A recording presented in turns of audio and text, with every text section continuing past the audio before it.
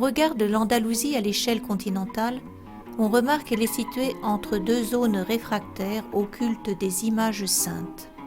Dans le nord de l'Europe, le protestantisme est réticent à cette idolâtrie.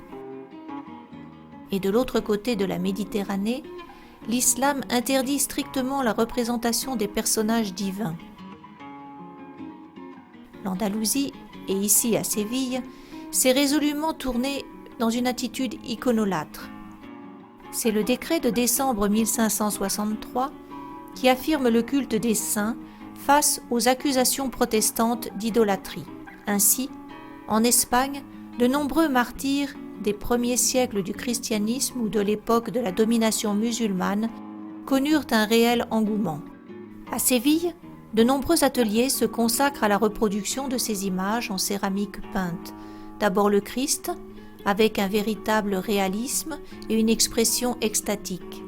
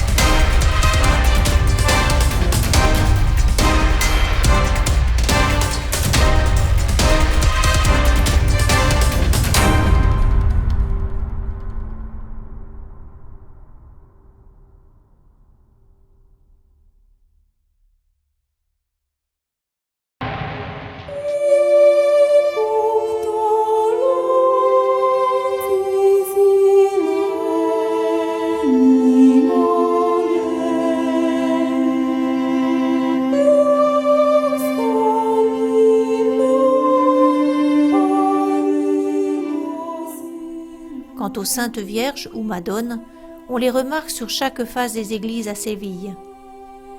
Mais pourquoi une telle profusion de ces icônes en céramique ?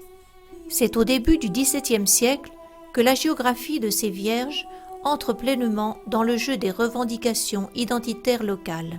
Séville, avec ses vierges et martyrs du XVIIe siècle, se trouve confrontée à la promotion du culte du roi Ferdinand III, saint monarchique qui sert les intérêts politiques des Habsbourg.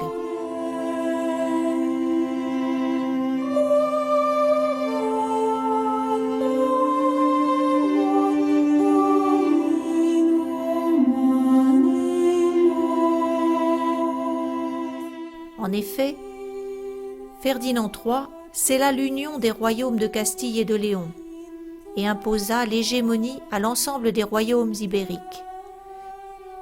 Militairement, tous les royaumes musulmans furent conquis, ou soumis, ou rattachés au pouvoir royal. Ferdinand III repose dans la cathédrale de Séville. Son action contre les Maures lui valut d'être canonisé en 1671.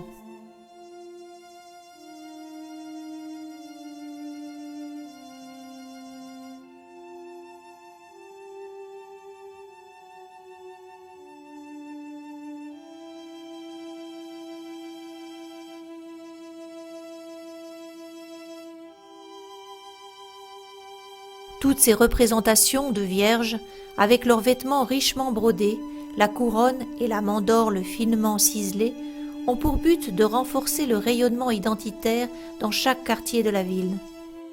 Ici, les vierges ont des allures de mannequins éplorés, le regard perdu, certaines portant des larmes de verre sur la joue.